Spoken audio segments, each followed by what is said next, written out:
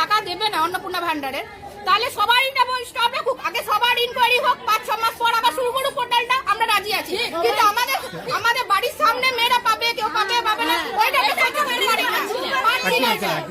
ওইটা মানবো না। বিজেপি সরকার, এই সরকারের বিরুদ্ধে আমাদের কোনো অভিযোগ নেই। এই সরকার কি বলেছে ভয় আউট ভরসাহীন। তাহলে কেন আমাদেরকে ভয় দেখিয়ে এখানে বিডিও স্যারকে ঢুকতে যাওয়া হচ্ছে না বিডিও অফিসে? কেন ঢুকতে? আমরা কি মারধর করবো না? কি করবো? কিছু করবো না, আমরা আলোচনা করছি স্যারের সাথে।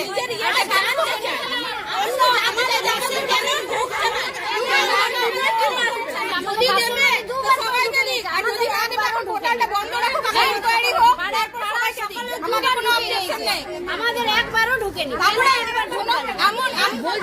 এমন অনেক কিছু আছে।